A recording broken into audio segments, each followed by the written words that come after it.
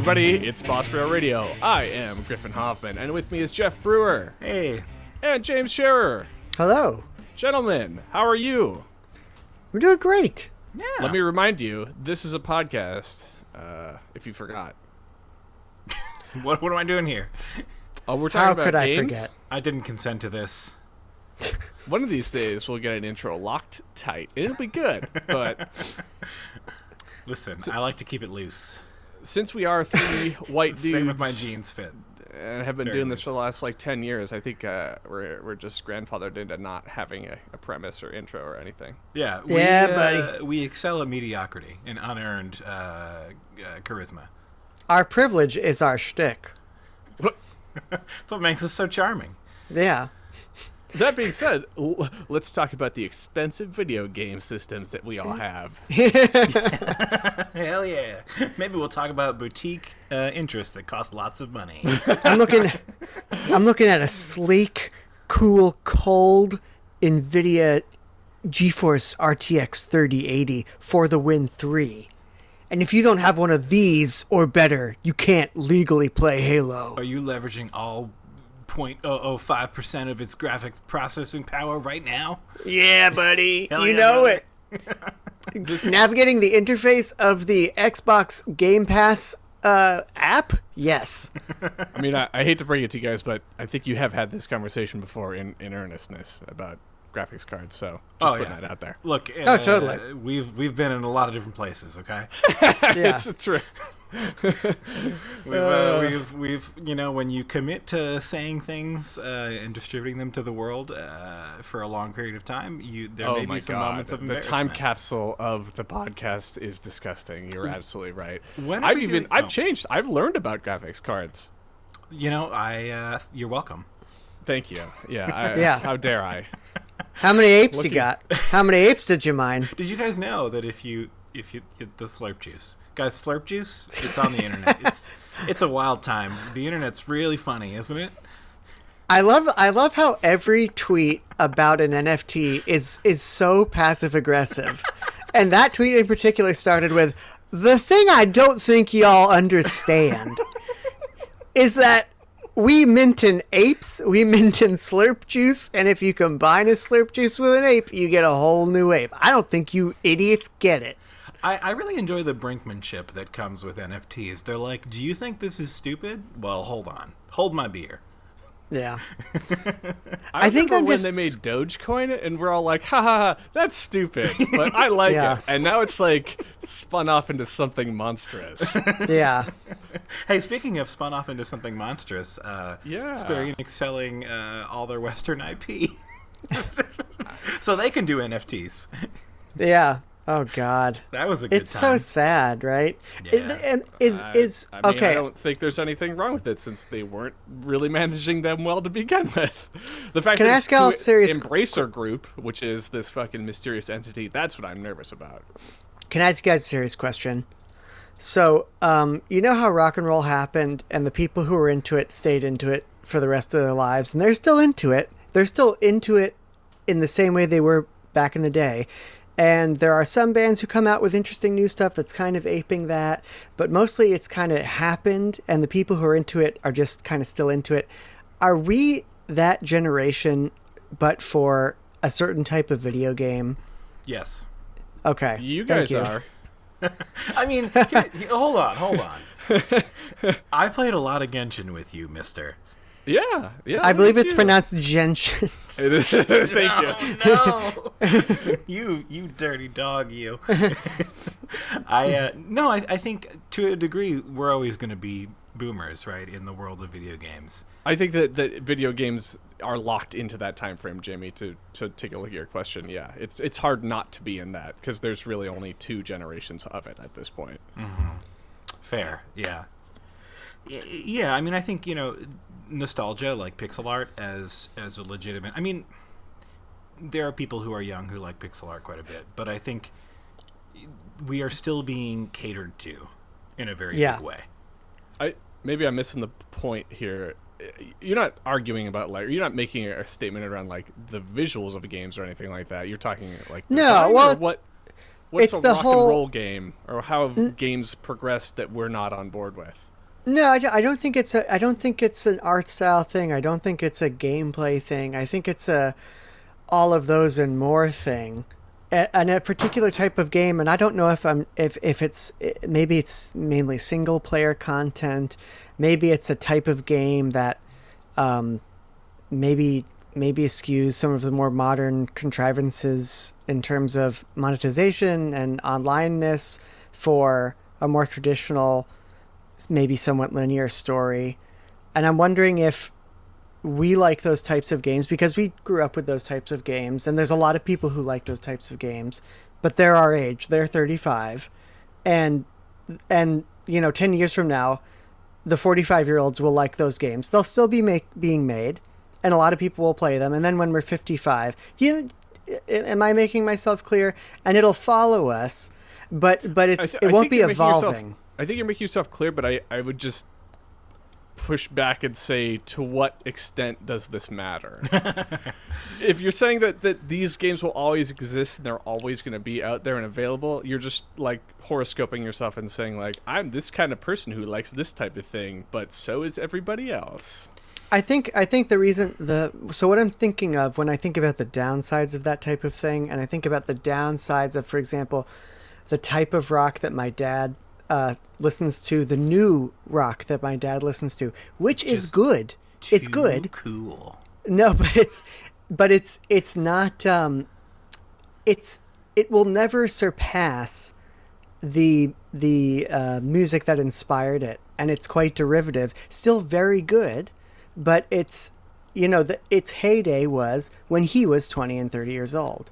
So you're saying that we'll never make a better podcast than we did in 2014. Exactly. It's Watch Dogs, and that's where the peak was. Exactly. He's not. All wrong. I'm saying is Sonic 2 was the height of video games. Let me jump in here and quickly translate for Jamie. He and I are about to turn 35. Wow, what's that like? And we're grappling with irrelevance. Yeah. My biological clock has expired, and I'm dead. Well, let me tell you about a little problem that the industry is currently facing for the first time right now. There is a major player on the field that's going to be decommissioned. And speaking of, kind of something new in the video game genre, we're going to see something that's about to rear its head. And I know you guys dismiss it because it is a mobile game and it is, understandably not in your rock wheelhouse. So therefore, it doesn't fall into a lot of the classic gamer discussion. If you say metaverse. But Dragalia Lost is a service-based game, which is on mobile platforms. And what I wanted to kind of talk about this is just how services as games are more pervasive, in the landscape right now. And we're seeing a huge player committing, or not committing, but stating that this year they are going to no longer be providing the service part of their service game. And I think, Jamie, I'm really happy you brought this up because I think there's more games out there than we choose to realize that do have service features baked into them. And I think it's going to be something that we're going to, much like the NFT jokes that you were just exchanging, there's a reckoning, right? That's bound to happen. There's a reckoning that's bound to happen. Right? I thought you were going to go for a Battlestar. There will be a reckoning. I just find this very fascinating that you've got Dragalia Lost saying that in July this year they're going to end service. So I'm not going to define service game, but part of the feature of it is regular content being rolled out. Not just the classic linear stories, linear gameplay, single player that then has a start and a finish, but a game that drip feeds out content that keeps either a subscription model in place or offers experiences to string a player along for better or worse, and stay engaged in a product. So Dragalia had done a lot of really cool things in regards to that, and the fact that they've said that they're going to end services fasting because, again, to add more credence to it, it is a Nintendo-backed product. Yeah. And there are also many other Nintendo service games that are going to continue running, like Fire Emblem, for example. Yeah, but Fire Emblem is one of the top 5 mobile games in terms of just like pure earnings, or maybe not top 5 mobile games. It is Nintendo's biggest earner though for mobile. Sure, and Dragalia Lost is also serving huge numbers. I don't know if the numbers are big enough for Nintendo's desires, to be honest. Well, I'm glad I looked up the financial stats for it because I knew you'd be saying something like this. Yeah, but why would they end it if it was still making money? I guess that's a great question. I don't know. I think you're absolutely right in pointing to dollars and cents because that's really all it's going to come down to. But I think that there's more than just the charts, right? I think that one thing that we don't really see in the service game space is the back end and discussion around the work that goes into these things, right? One of the other hot topics, right, that's speaking of workers' rights and unionization efforts and all that's really bubbling to its surface in the last year and two into this year.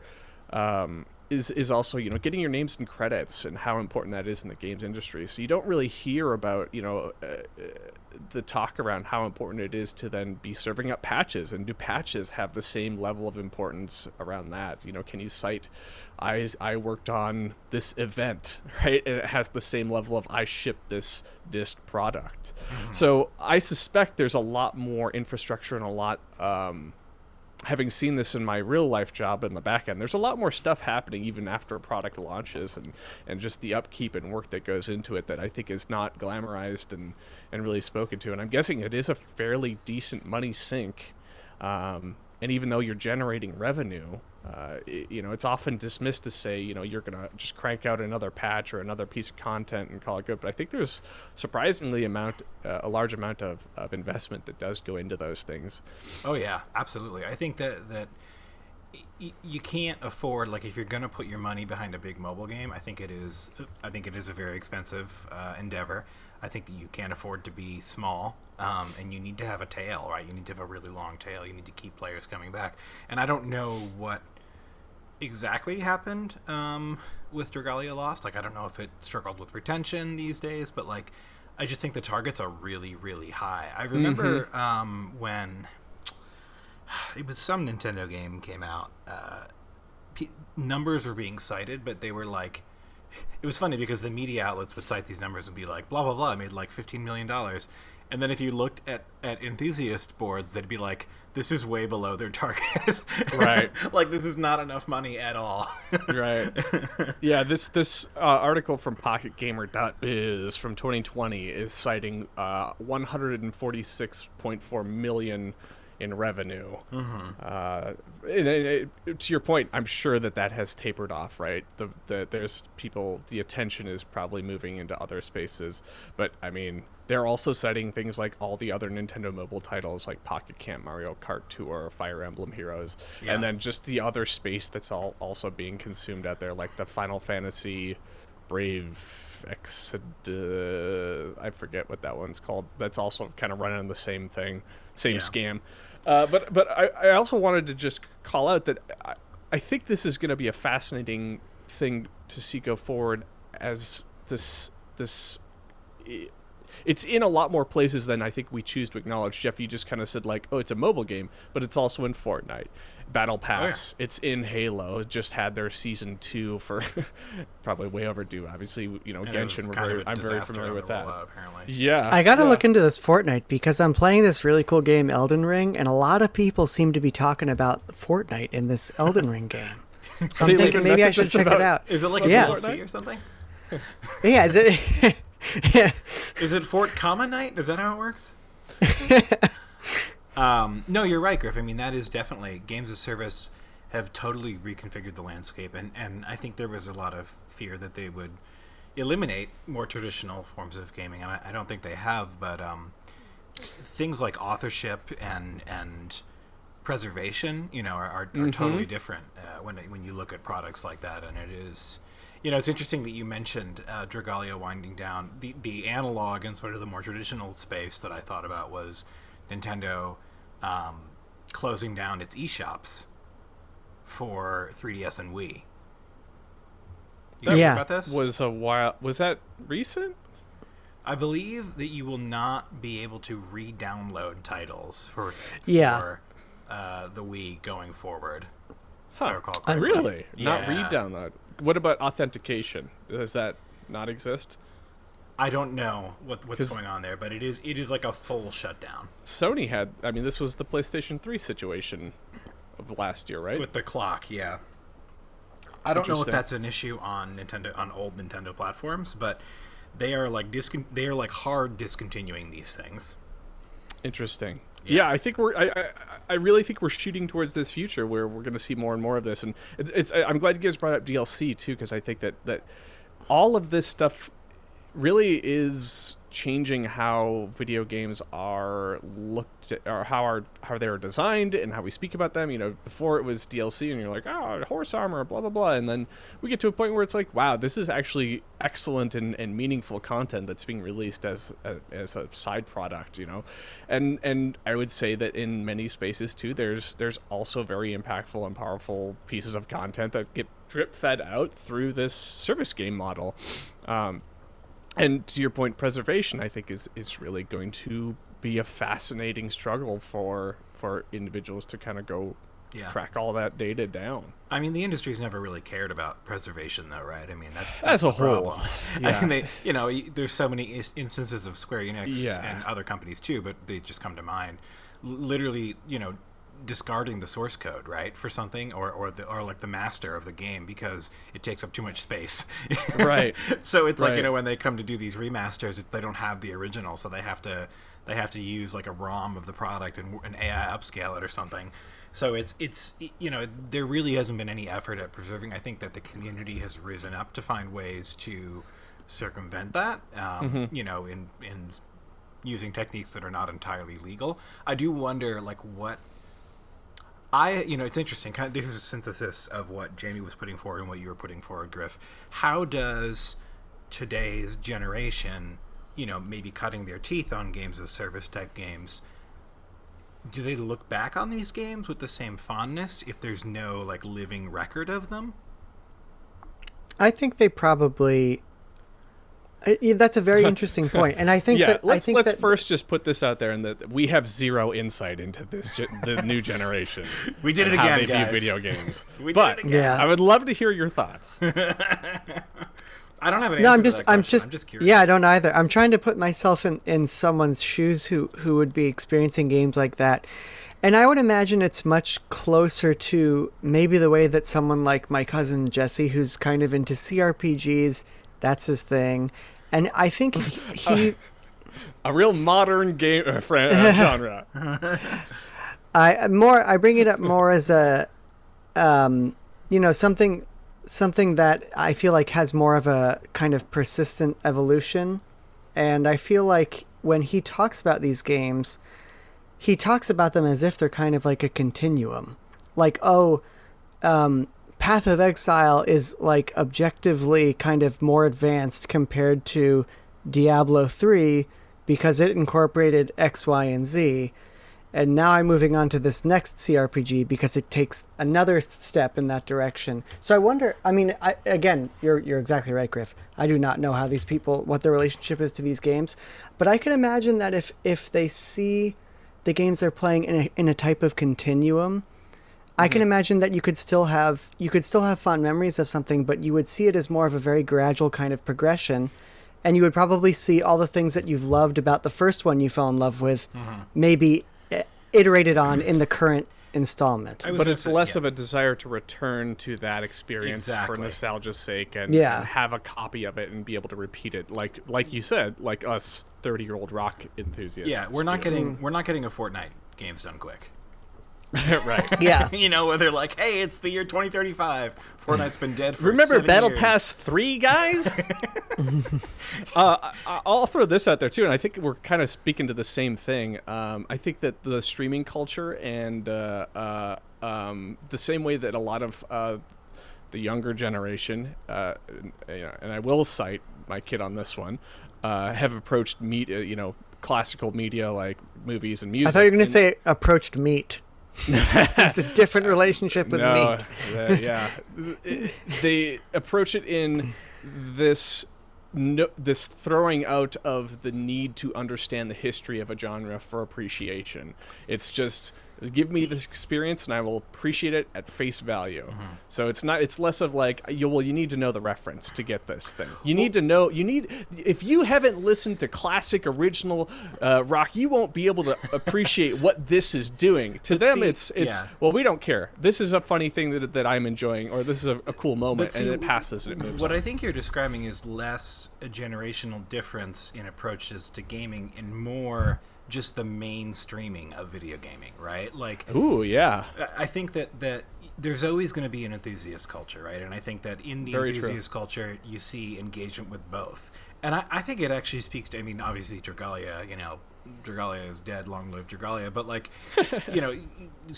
I think gaming is in a very robust place right now, right? And there's a healthy, kind of traditional game market that maybe has some kind of games as service hooks in it, and then there's a healthy games as service market. And I think that it's just so broadly appealing now. Everyone and their mother plays Fortnite, right, or plays something like it, that it's just such a big tent that you have a lot of people who don't engage in the same way.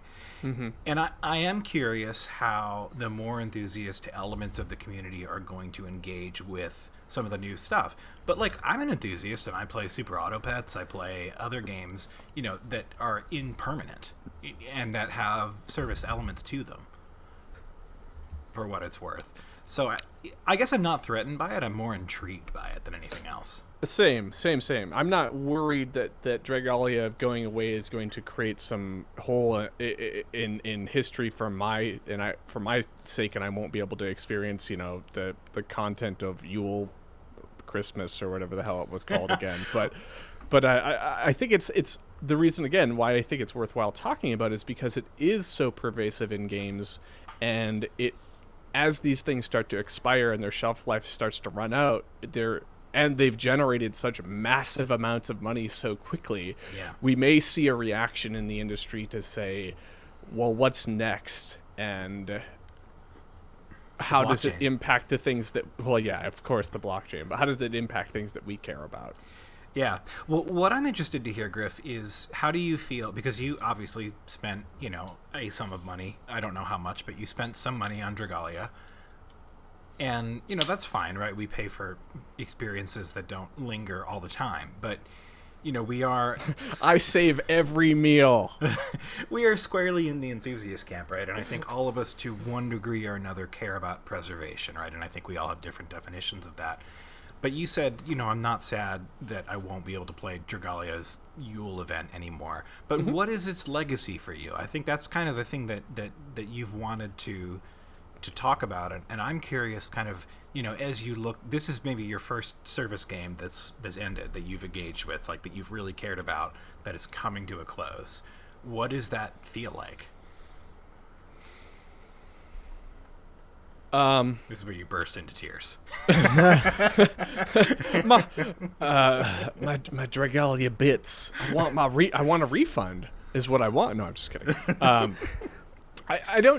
I guess I don't know. I think first of all, your question paints it in a picture in which I value the impertinent. Like the. I think you're giving it more credit than it deserves, right? If you're saying, if you're taking the angle of you paid for this and therefore you won't be able to replicate the experience, how do you feel about that?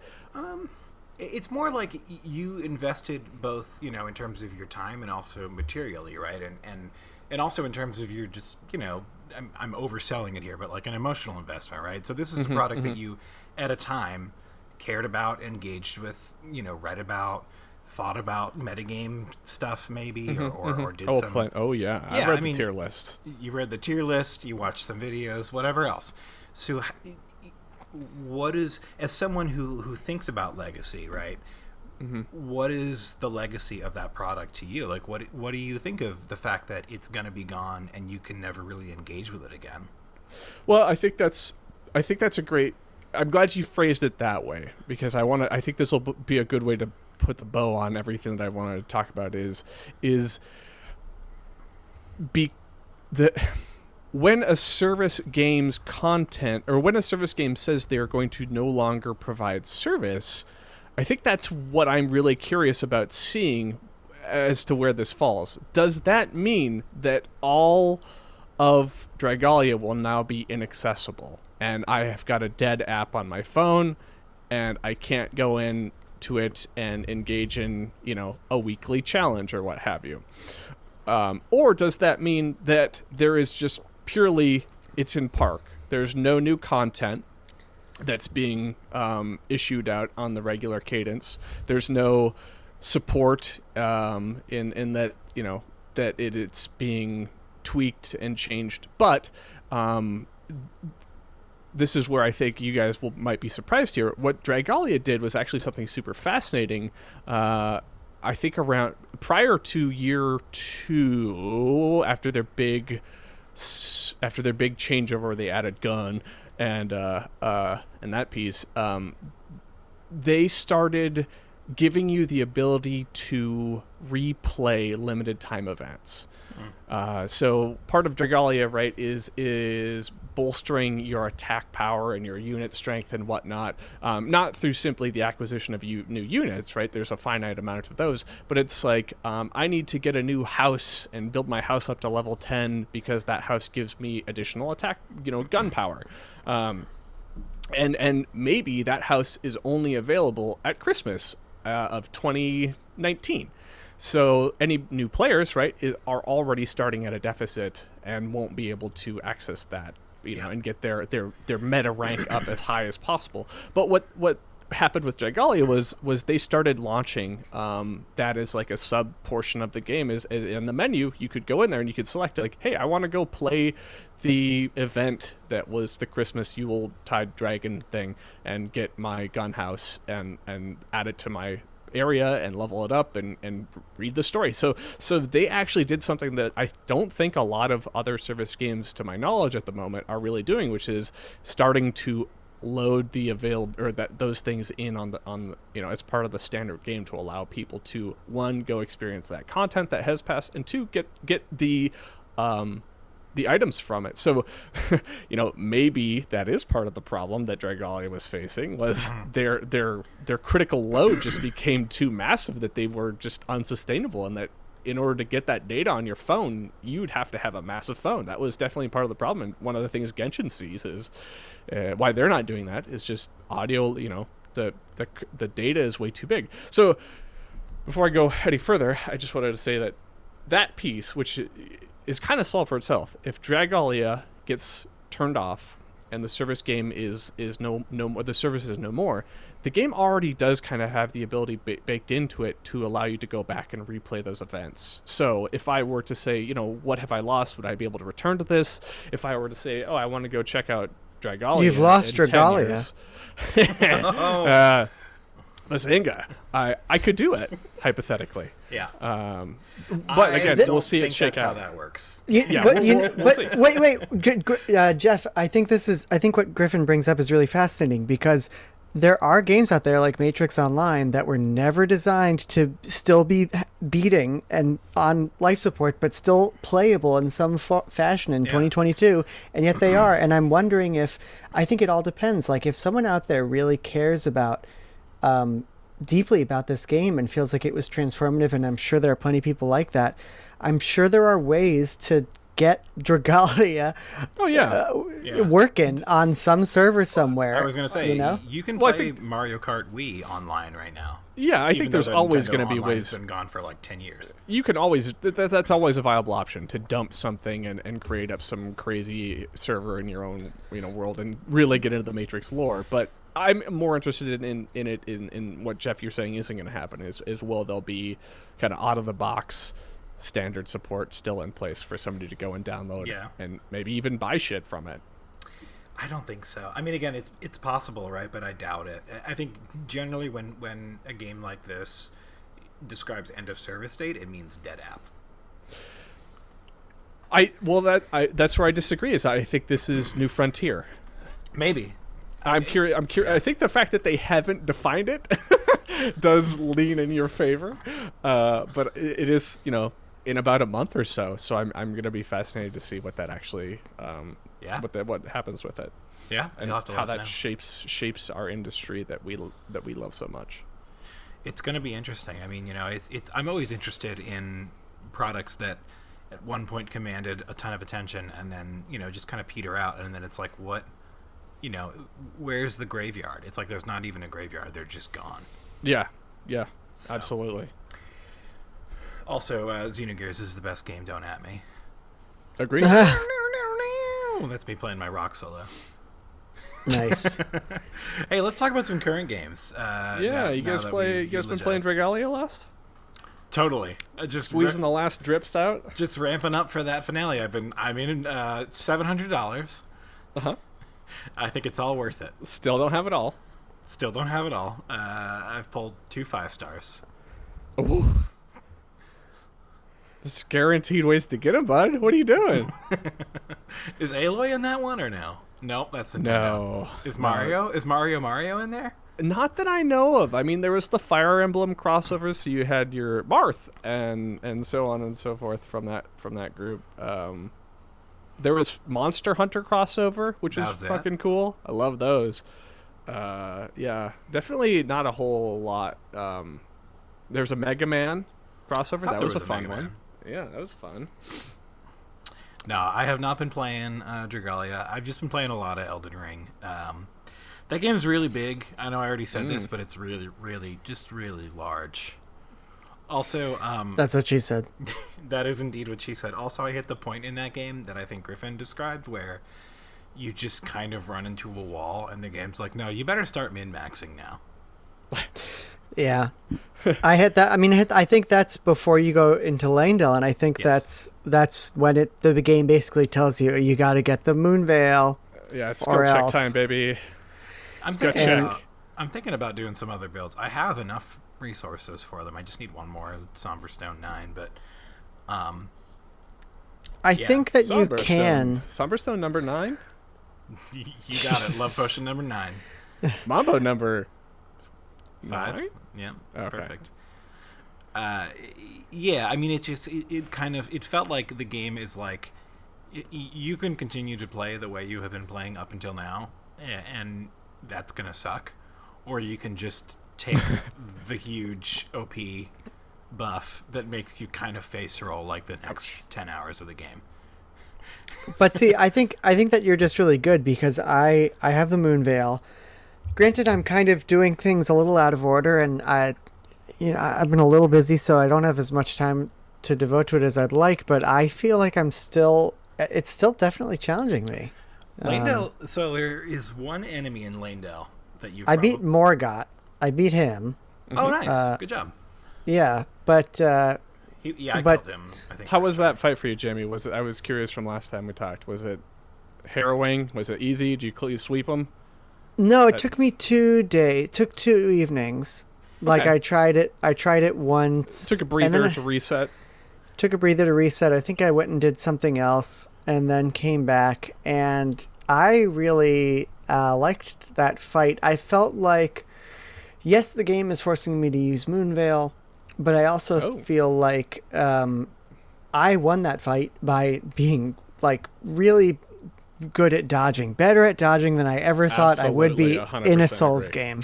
Yeah. So it's like it made me feel good in that way. Now, is that the way that I necessarily want to play the game? I don't know. I'm having fun. I kind of wish I could have kept rolling with a strength weapon and maybe rely on my shield. But no, the game is telling me you got to learn how to roll out of the way and maybe just have So that's what I'm doing. But I'm still enjoying it. So I did all the other demigods on the lower part of the map before Langdale, and I killed Morgott on my first try, and I killed Godfrey on my first try, and they were both really, really easy. Like, they were, like, done in, like, under 30 seconds. So, I would just hesitate to say that I don't think Moonveil is the shortcut. I mean, I don't really think that... I agree with you guys in that it really does help. You know, it really gives you that leg up because of its overpoweredness, right? But it really just comes down to leveling. I mean, that's the secret to a Souls game, and we've been saying this for the last couple of talks about this, is it's just true. The more levels you put in, that's your easy mode. Just the more you juice yourself full of levels and you give yourself more stats. I mean, you could absolutely totally do it wrong and botch it and give yourself like a worthless build that goes all over the place and you don't specify anything, right? But for the most part, that's where your win button is just sinking the time in to put levels on. I think Moonveil does catalyze that by, if you do it, efficiently, then you can, move faster at a rate that you maybe wouldn't have had you played with a play style that you were doing before.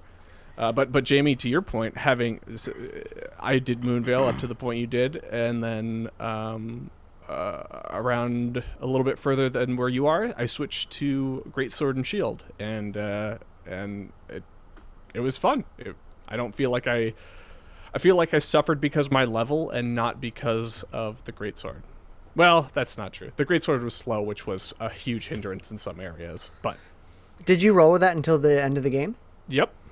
Nice. And then you switch back to Moonveil for the final fight, right? Yes. Because Also, I needed the speed.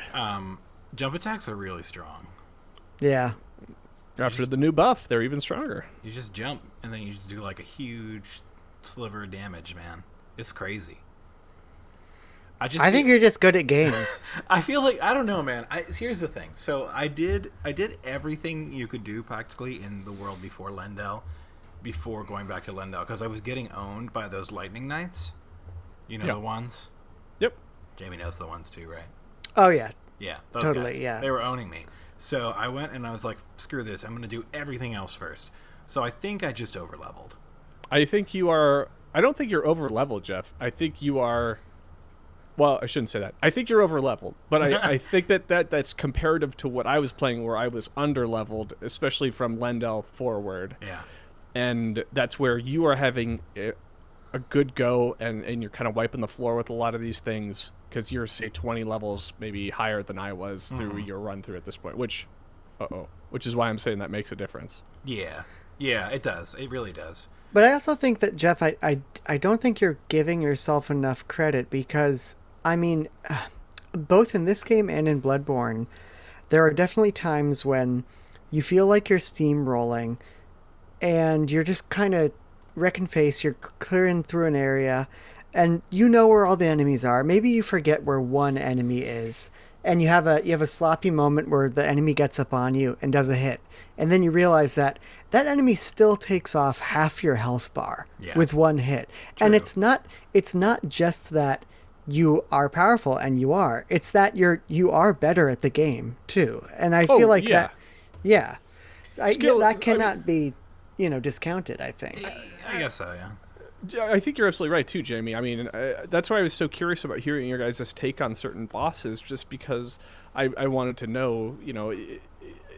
Jamie, I think you and I are very similar in that in that faster paced fights for some reason click in our. Well, I shouldn't speak for you, but for me, a faster paced encounter, for some reason, I'm able to dodge better and negotiate it more effectively than I am in a boss that has a slower attack cadence. For example, the Morgott fight was incredibly easy for me, and a couple of the ones in the back half that are just faster moving fights, I'm able to be more successful versus your slower fights, like your what was the golden doodle? Godfrey. Yeah, Godfrey fight was a real struggle for me, because that speed and that pacing just didn't work with my brain. Same as Godwin. it was very slow for me, and I had Well, a it's hard time. So over level for Godfrey. I don't even remember what he does. He was a ghost man. It's so interesting because what I take away from these conversations is just how different it is for all of us. Because I beat Godfrey, Golden Godfrey, first try, do not remember breaking a sweat at all. And then I got to Morgott, and I could not defeat him.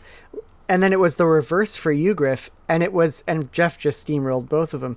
And I feel like it just speaks to, your play styles and maybe what you default to. Mm-hmm. I tend to default to, I'm going to dodge away, I'm going to back out when things get hairy, and that's always the wrong answer.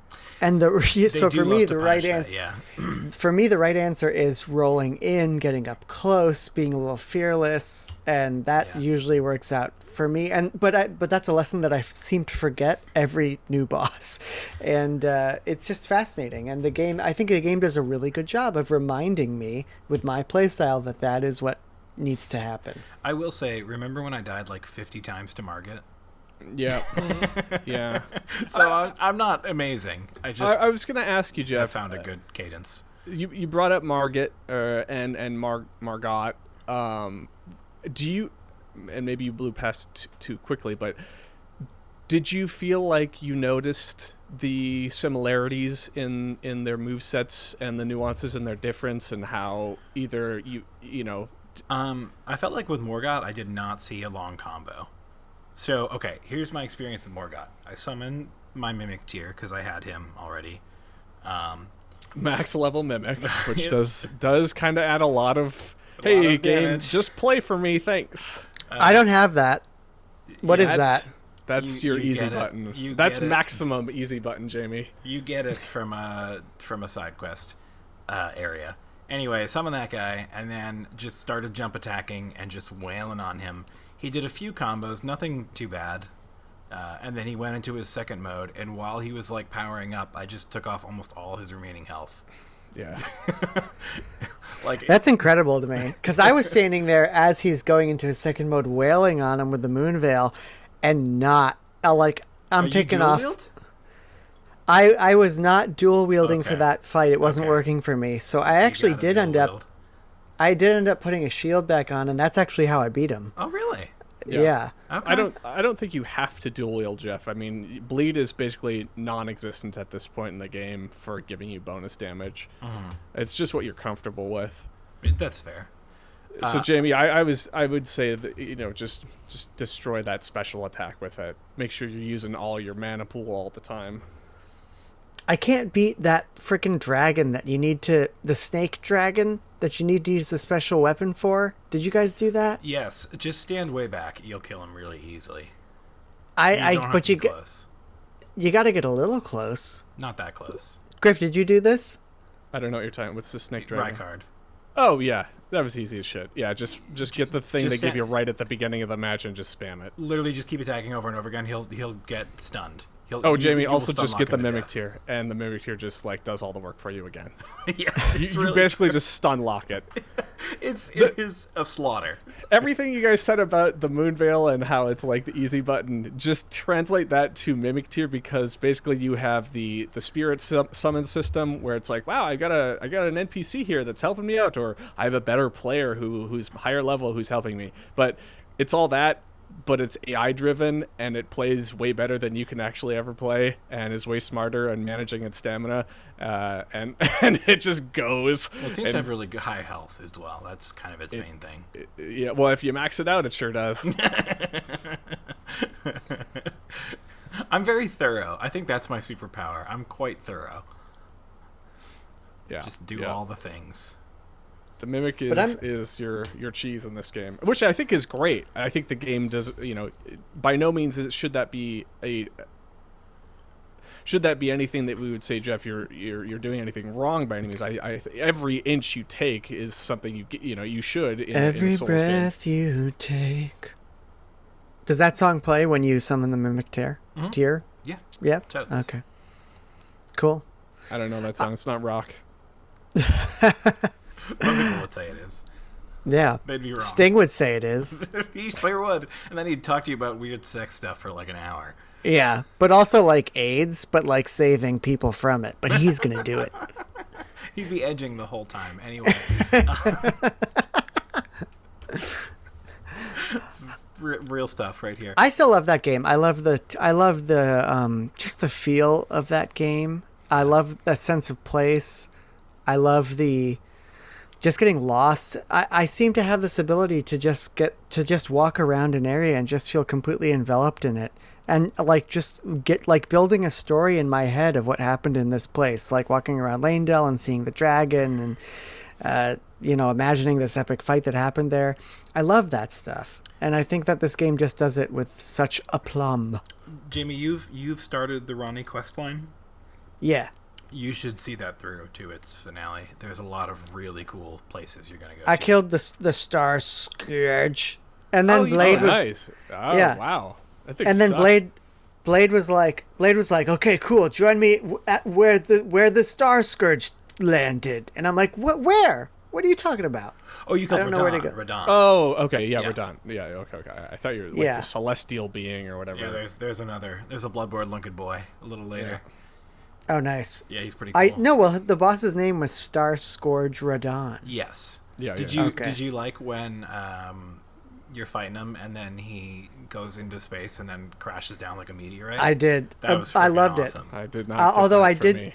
I do like to watch YouTube compilations of people freaking out while playing Elden Ring, and so that was a popular monitor smashing moment for many a streamer. Oh, I boy. knew something cool was going to happen there. I didn't know it would be that. I was like, I wonder how he's going to come back. And it was just like, this is the best possible way. Can I be a I should famous? look this up, I guess. Can I be a famous streamer if I just like destroy my computer while playing Elden Ring? Is Yes. that the Yeah. okay? Absolutely. Yeah, I'm going to okay. send you a video of someone destroying their computer in the best possible way. Okay. But So- Speaking of Elden Ring, guys, one last thought that I have, and I'm curious for you guys, is do you feel Jamie, you're in a different situation with, maybe not having the hours to devote to it right now, but do you feel the marathon pace kind of setting in? Do you feel like you're, like maybe too much time invested in the top half is now coming to bite you, or are you like, nope, just give me more and more, I can luxuriate and whatever is up next? this could be my service game. Like just I mean, it they kind could of is the way they're patching it.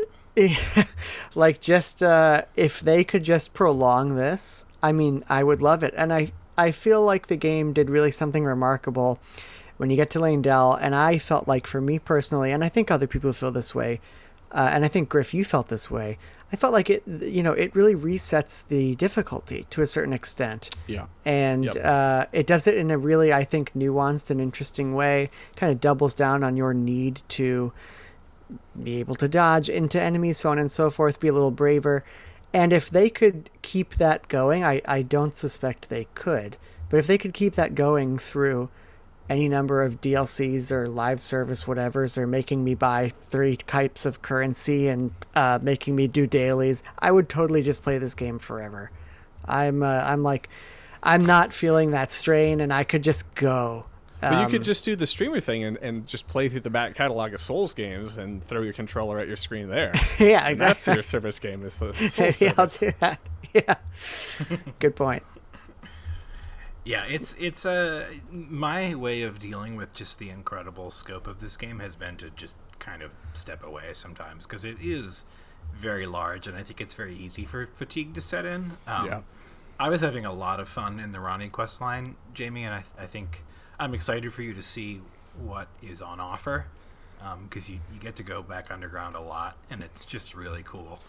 It's a really cool questline in that it's one of those things that's like kind of required reading, in that it plays so closely into the storyline as to what's going on at large, and then it just brings you to some critical points that are not critical points, some interesting locations that are easy to miss if you choose not to pursue.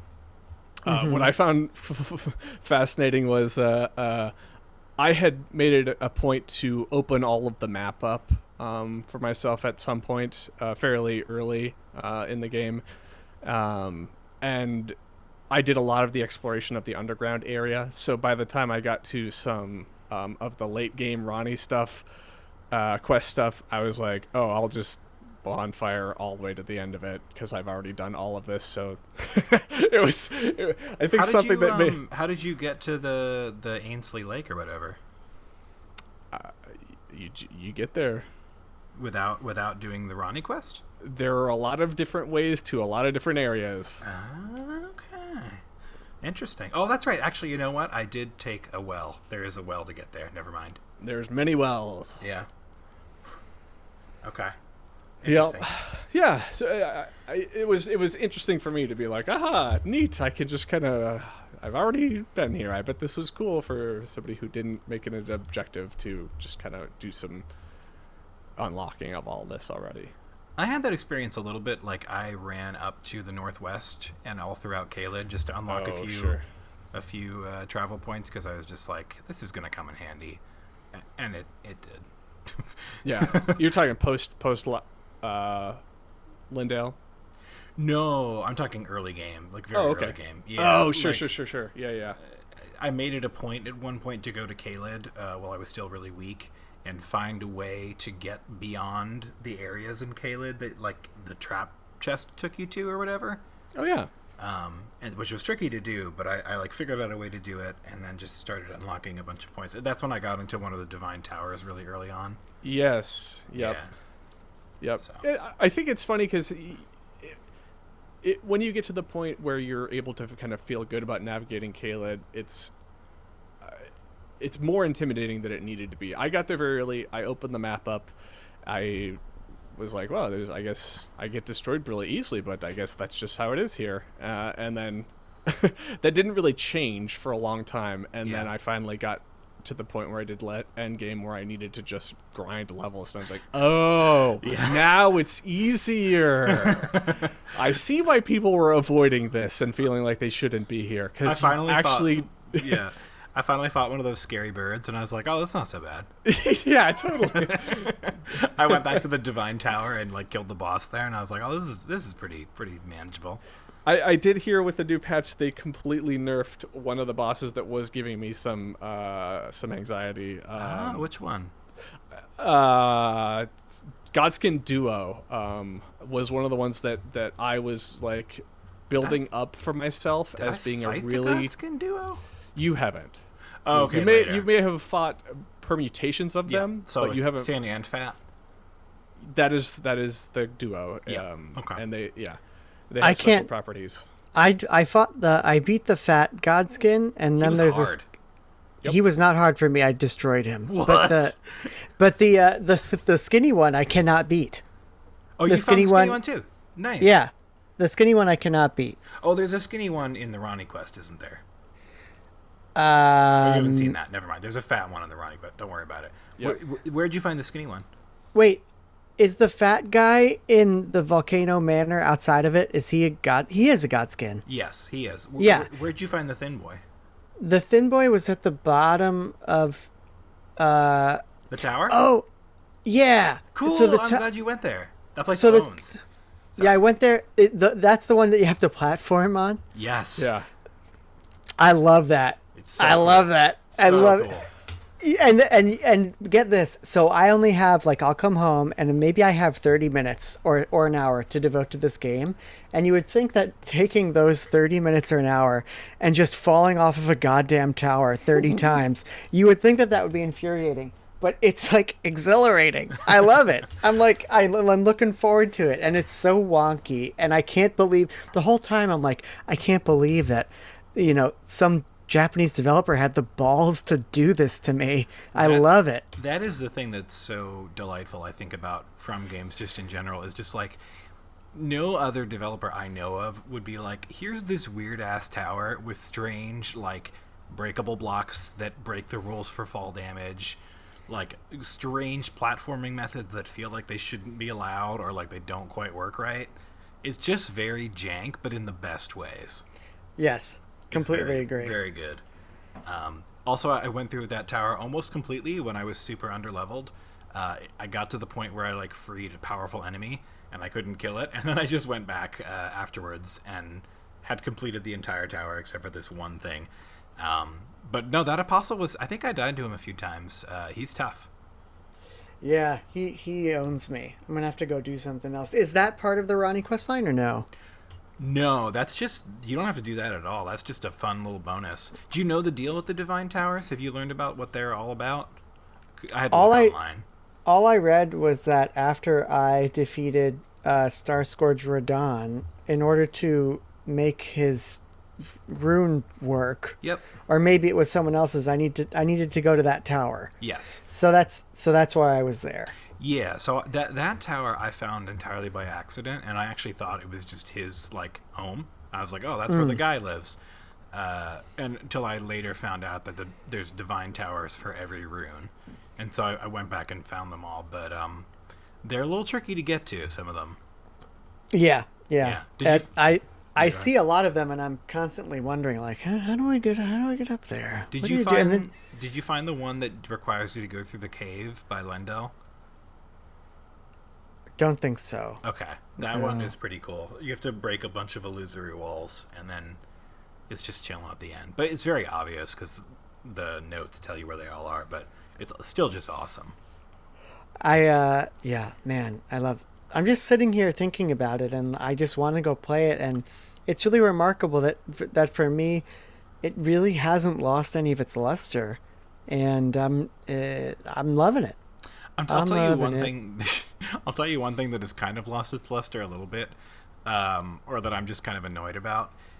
When you get to post Lendel, which you have, Jamie, you beat Morgott. The snowy areas, not my fave. I just got into a snowy area. What don't you like about them? So the first snowy area is very small, and it's got that storm going on. That's not too bad, but then there's another snowy area that also has a storm going on, and it's a lot bigger, and it's very frustrating to navigate. Because you get lost, or because the enemies are tough, or because you get lost. It's just like it's a very wide open space, and it's just visibility is very poor. It's just very irritating to move around in. Gotcha. Yeah. I feel like that's an outcropping of the platforming, FU-ness that I'm loving. See, that's fun. The platforming FU-ness is just interesting. There's some of that in the underground segments, which I think you're going to be really excited about. But this is more just like very big, kind of aimless. Open your map, get pestered by annoying enemies that do too much damage, and like are just always dangling out of reach. It's just very irritating, and there's also not a lot of content in that back portion. Geoff, I 100% agree with you, and I that's one of the things I think I mentioned last time is the deception that happens is you hit that thing, you're like, oh god, more map, and then it's like, well, actually, there's not. It looks bigger than it actually is. Well, I know there's a whole dungeon that is totally optional that I'm gonna make my way over to at some point soon. So yeah, that's my plan too, is to pick that up again and clean up some of those things I didn't do that are some of those notable bosses, Milena, I believe, maybe the one. Millennia and Mog, I think. Yep. Mog, yeah. Millennium being the one that's in the cutscene at the fighting Radon, if you remember that from trailers. Yeah. She's got the arm blade and the cool hat and turns into a flower. It seems like there's some cool stuff that's still in the game. It's just annoying that getting to it requires going through one of the worst areas. Getting to said area is pretty cool, but that area itself is really annoying. Yeah, it definitely makes me want to have a faster horse button. I have yet to find more than one site of grace in that area that I got to that has the large storm. They are spread thin. Yep. I found a town. I died in the town. I got sent all the way back to the beginning. Okay. And I was like, oh, this sucks. Yeah, there's more out there. They feel like they're less intuitively available though. Yeah. Like so many other ones are. Shoot. Never mind. I was gonna say something, but yeah. Yeah. It's I mean, it's still an incredible game though, and that 100%. That in and of itself is not like a total. It doesn't discount things. Oh, I was gonna say also, you think that FU platforming is bad? What about invisible paths? I love it. Every time the game does something like that, I just think like 12 million people bought this game. That's what I think, and I love it. I'm like 12 million people bought this Did I stupid miss game. something? What's the invisible path? Did you not find any invisible paths? There was one, but I didn't do it. You're talking about the one, the Atlas area? Atlas Plateau by west of the tree? Maybe. The one that I did was in the path to the Halig tree. Oh, no, didn't do that one. Yeah. And I haven't gone to the Halig tree. Okay. And there's another one. I'm at Halig Tree Town, and I was like, and I looked up a guide and I was like, this is what you gotta... I'm talking about the transition from the lift to the snowfield. There's a hidden path there. Like literally invisible walkway that looks like you just die, but you fall onto it and it's there. Oh. Wait, not like Mario, like invisible blocks. I mean, it just looks like death, but you walk on it and it's not. Oh, so invisible blocks. I guess I just didn't do that. I didn't need it. And then there's another one there's an invisible bridge later. I think there was an invisible bridge previously, but I never engaged in them. There's a million different ways to get to what you're looking for. Yeah. I always find that you guys bring up the Volcano Manor bit, and I love the fact that I walked in the back door and just did the main quest and haven't seen anything besides just the loading screen people and then the end boss. So you didn't do any of that dungeon. That's a cool dungeon. Nope, not any of it. I didn't go through the town, but I did everything else in that dungeon. Climbed a very long ladder. Jamie, how'd you get in? Did you find the hidden wall? I found the lady who's actually a snake in the bog. And then the second I took up the lift, the Grand Dick lift, I got out of that, and then she was just standing right there. Yeah. And she's like, "Come with me to the manor." And then she took me, she like spirited me away right to the manor. But how did you get into the dungeon from there? Then from there, there's an invisible wall. Yeah, okay, that's what you did, yeah. Yeah, and then I got out back, and then there's a little chapel, and then I got into it that way. Yep. Yeah. It's not like the 50-hit cheese wall thing you guys did you? No. It's an intended wall. Actually, the character references it. The snake. Gotcha. Yeah. Like, have you heard something in that other room? Did you see her in her snake form? Fascinating. Yeah, I did. I love it. I love it. I love that it's like I finished it and I'm like, man, you guys are talking about, even though we got to the same end content, quote unquote, of it, I'm like, I have no idea what you're talking about. It's so cool. If you go back, if you go back to Rykard's corpse, there's a surprise there. I hear that.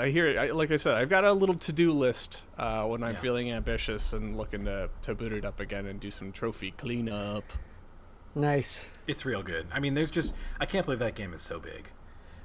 It's weird. It's so weird. But it's the most successful From game ever. Yeah. By so much. Great. I mean, it's rock and roll, baby. They are AAA now, which is pretty wild. Rock and roll is back, as Griff said. Yeah! I didn't pick it up, but now I get it. Yeah, man. It's good stuff. Yeah. So, Geoff, it sounds like you're on course to finishing that up probably by the next time we talk. Jamie, you, depending on your schedule... but it seems like the momentum still is there. Yeah, I mean, it's neither a bad... of you guys are souring on it. No. And it's a good time. I mean, I have to travel to New Orleans for a conference. I've got these other things. So it's like, this game is perfect for this point in my life where I cannot play it as much as I want. It's perfect.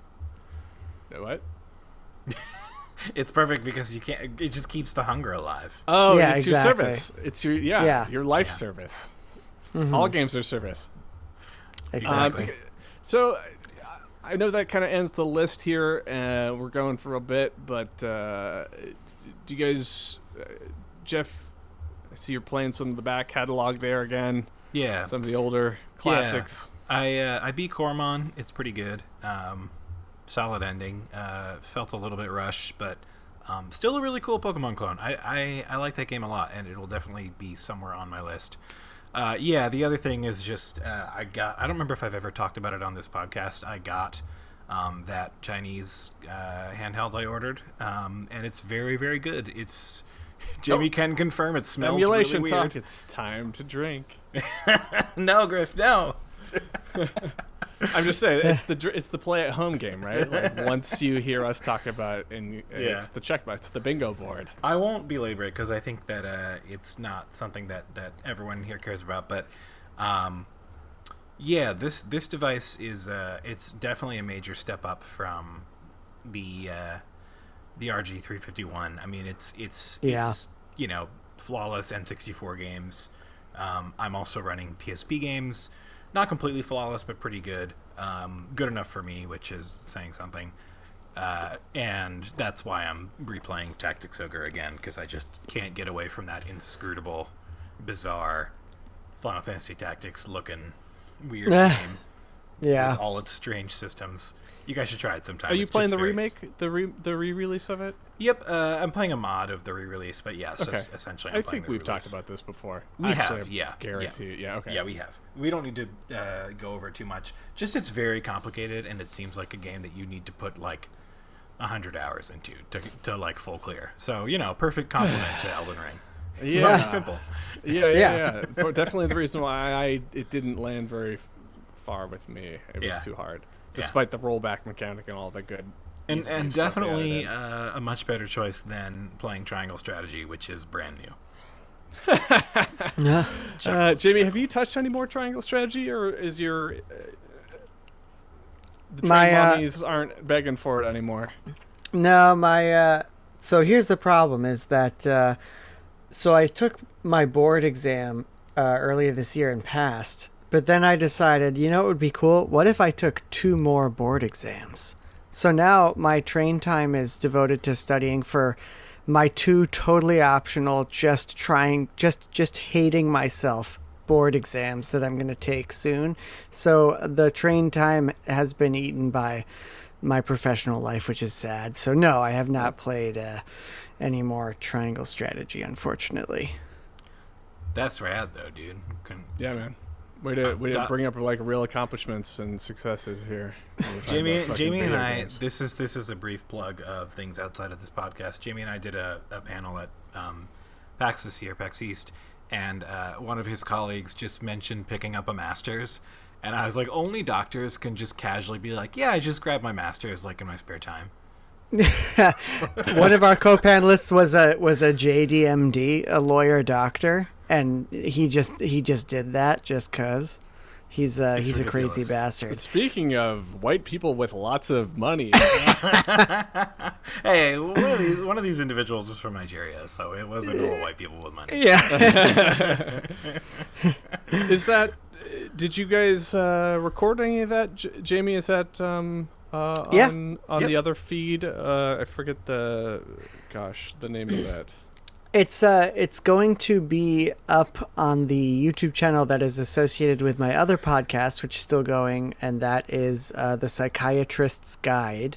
But no time frame on that soon. But yes, it has been recorded. It Awesome. exists.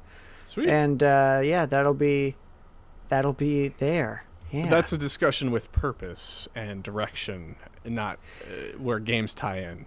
Different from this. I like to think that it's all a continuum.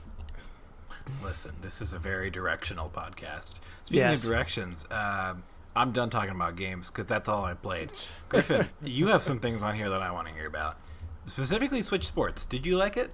Yeah, whereas you guys did things like get master's degrees and do panels and be involved in things where you would better your life and take on new exciting ventures. I finished Horizon Forbidden West and Tunic after I finished Elden Ring. So I marathoned the year's biggest games. And then you also brought up Nintendo Switch Sports, which can be a real quick chat. I own it. I wanna play it, but you paid the solid $49.95 for the Why fitted. didn't you tell me you were buying it, Jamie? I could have also. I mean, I could still buy it.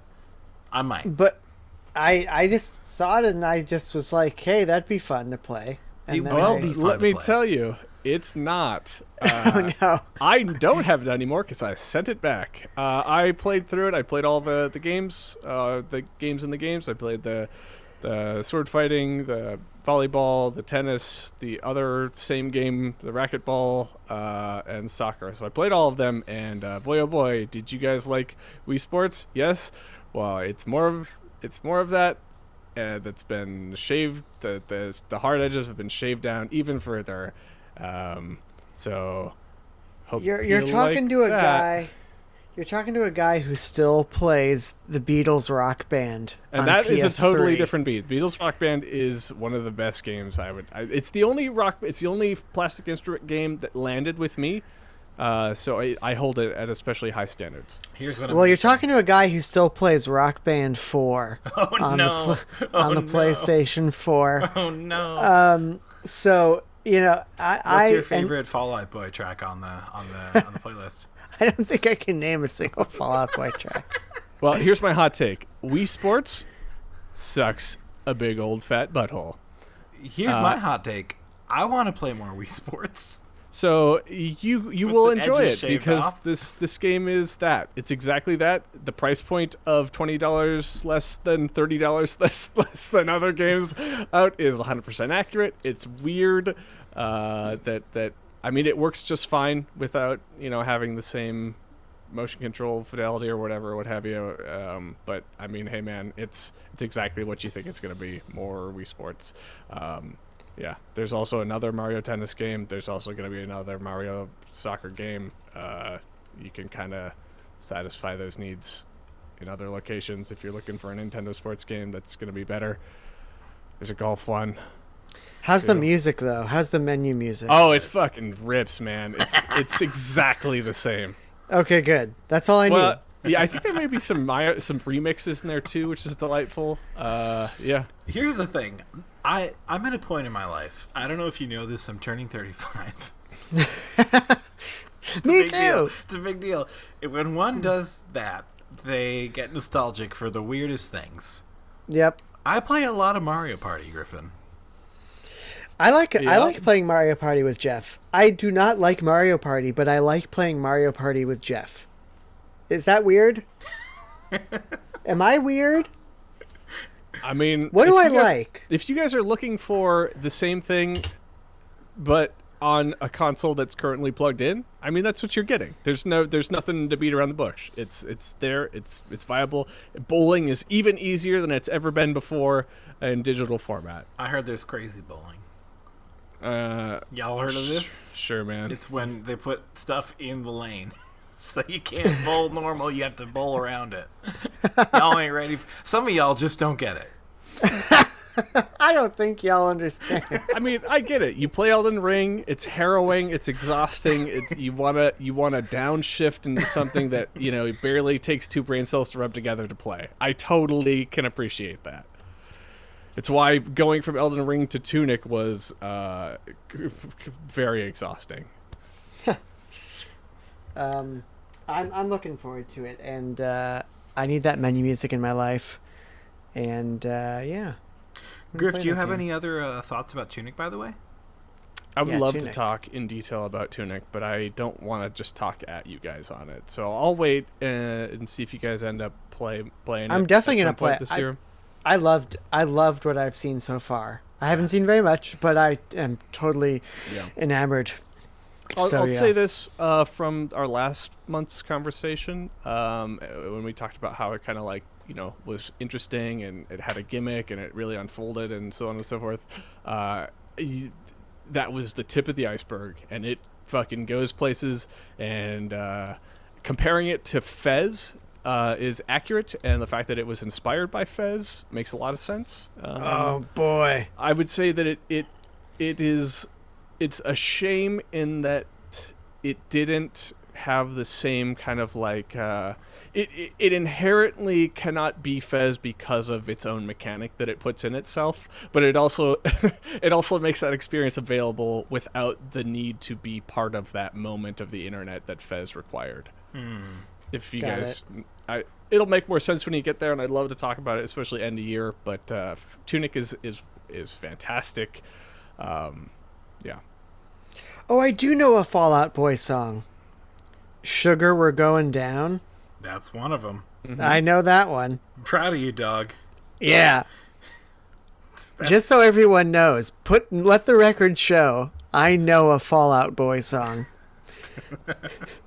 Well, but you play it on Rock Band. I will. I literally will now. I bet it's in there. Citizen Sleeper. I'm guessing this one doesn't require much, just from the name. Really? Yeah. I'm actually, that is the one that I want to wind up here and spend the rest of my time talking about here for you guys. Before you do, I'm sorry about Eiyuden Chronicle Rising.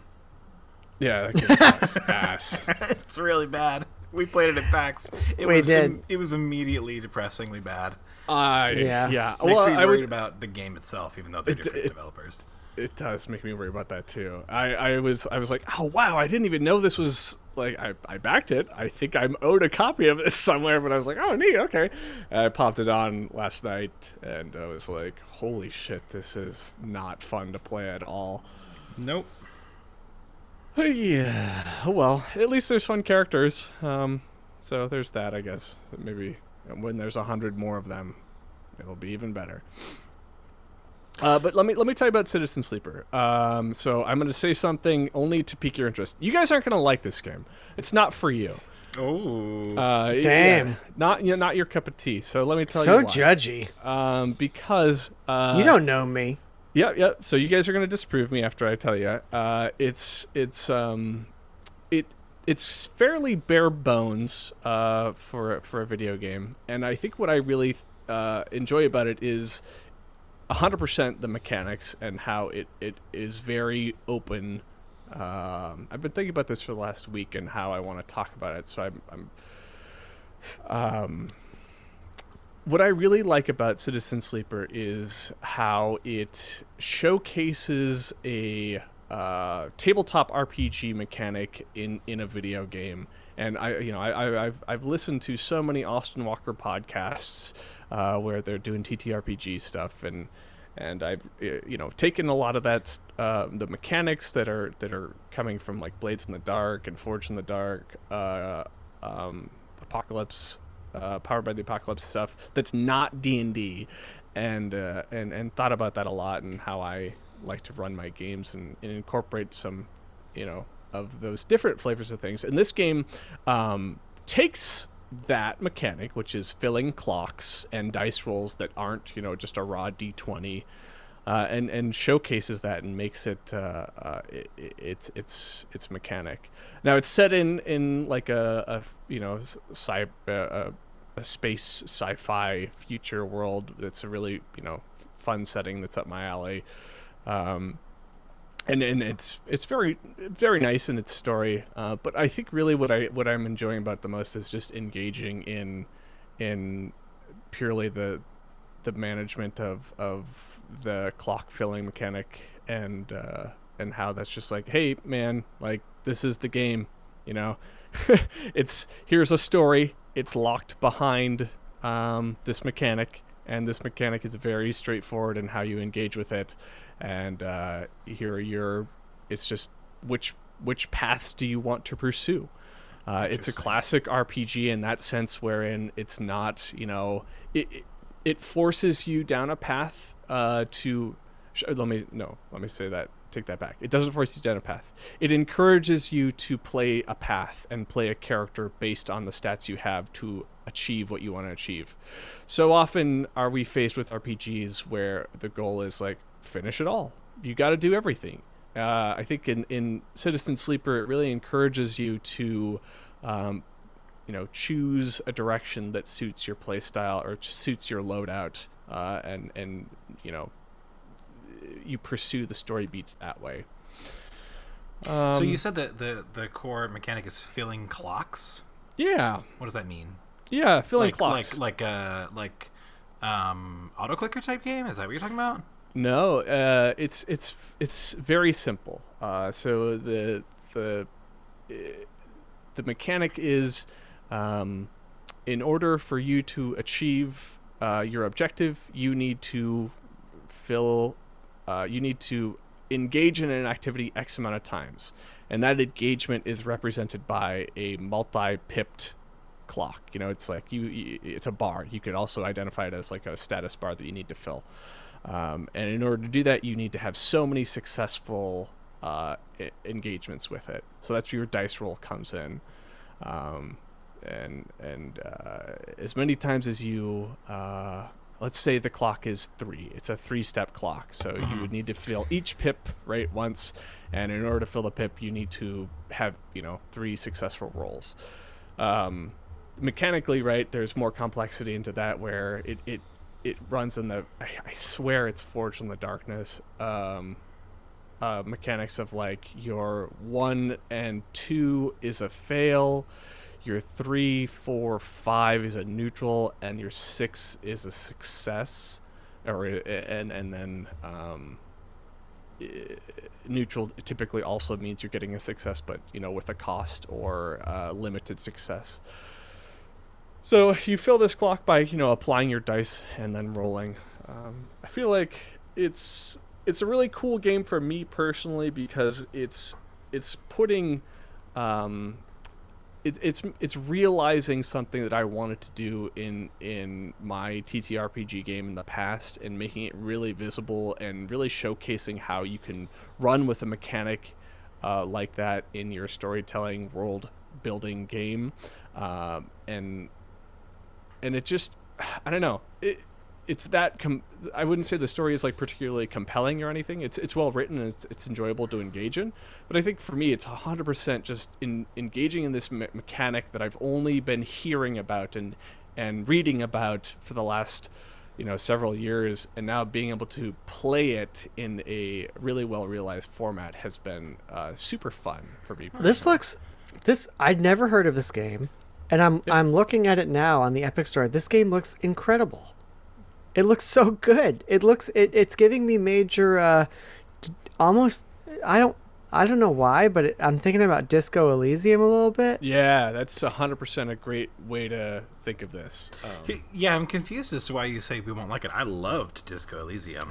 Because that's what I tell you guys, and then you're going to be interested in it. Oh, you dirty dog. Yeah, he got us. You got me real good.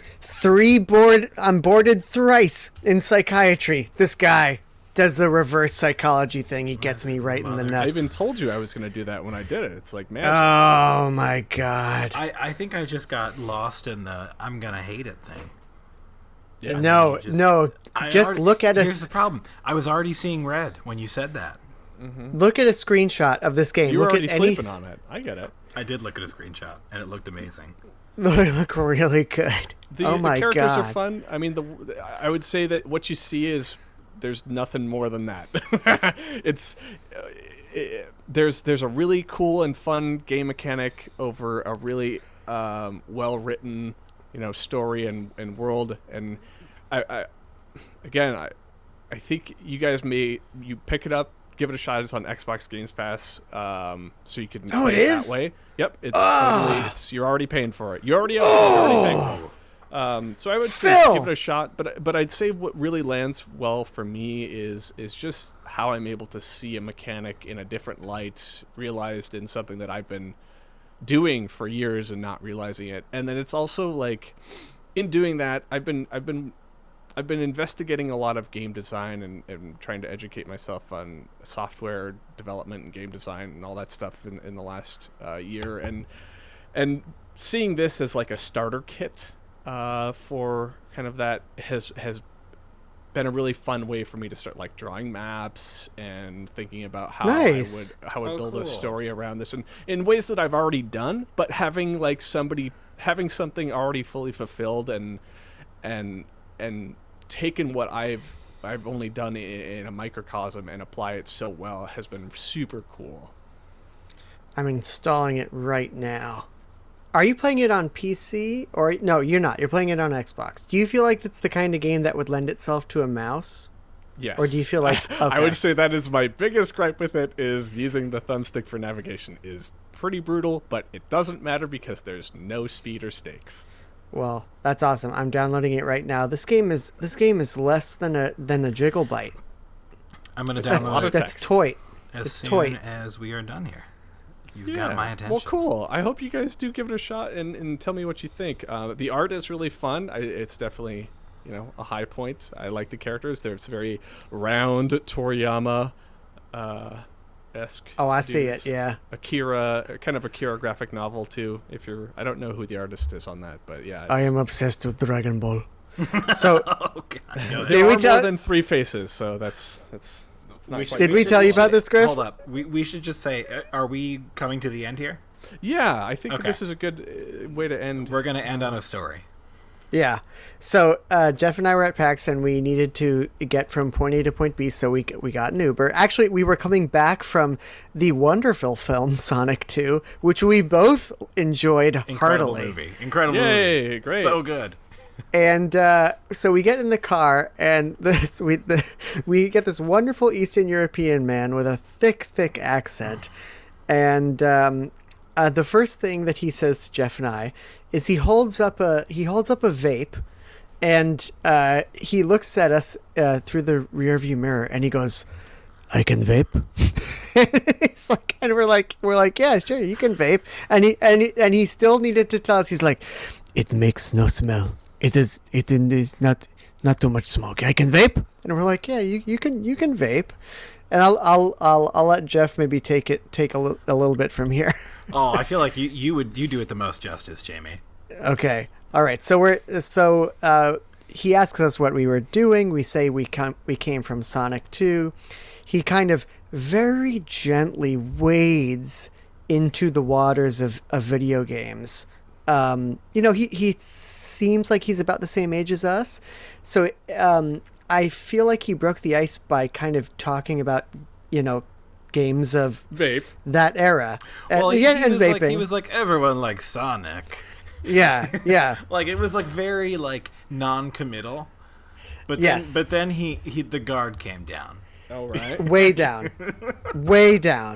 And immediately he started talking about very specific Dragon Ball fighting games that Okay. luckily Geoff seemed to know a about. good deal about. Was he a Budokai man? He knew about Budokai Tenkaichi. We talked about it. We talked about the Okay. Wii version. We talked about Xenoverse. A lot. Oh, God. A lot of Oh Xenoverse. no. We talked about Fighter Z quite a bit. Okay, and now we're speaking. Okay, yeah. He loves Kakarot as well. Kakarot. Kakarot. That's how he's Kakarot. And he was just obsessed with the anime, just generally speaking. We Was were he super- talking. Was he super jacked? Was he like crazy ripped? No, he was a Okay. normal guy. Normal build. Yeah. But he was talking about it's Akira Toriyama, right? Yes. Yep. He was talking about Akira Toriyama and which of the Dragon Ball franchises he has, signed off on, and This is where my Just- rabbit holing of various fandom wikis has really paid off because I knew all Yes. this shit. but he just keeps going, and he just talks about it nonstop. And at one point he goes, "I am obsessed with Dragon Ball," and I'm thinking like, yes, man. you have demonstrated sir. that. No, he and it told gets a to story the about you tell it. beating You tell Ellie. it. He was like, I defeated a young child, and he cried, and he was a 12-year-old French boy, and my wife was very mad at me, and I was like, I cannot choose my opponent. What am I supposed to do? He is my opponent. I destroyed him. It was so good. And then And- I tried to talk to him about other anime, and we talked about My Hero Academia for like 2 minutes, and then just immediately went back to Dragon Ball. Yeah. Yeah. The right choice. He could not. But clearly we made his night, and when he dropped us off, he said, "Gentlemen, it has been a pleasure." It was an incredible and experience. I'm trying to decide And that's how if- you met Akira Toriyama. Now we're in the Red Ribbon Army. I'm trying to decide if he gives that talk to everyone who gets in his Uber, regardless of whether they have any interest, or if we were like among a very fortunate, minority. who got that talk. I feel I like don't we were the lucky ones. Well, 35-year-old white men, you earned it. Happy birthday to us. And you listeners also earned it. Yes. All right. Well, guys, I think we're here at the end of our monthly discussion about video games and the culture and rock music and all that that goes along with that. Yeah. So thank you for your time and insight, as always. Thank Yeah, you. It's been great. Yeah. We'll catch up with you again in the next month. And like we say every week, You can bet on anything. Want to bet on a guy fucking an alligator? Money playing.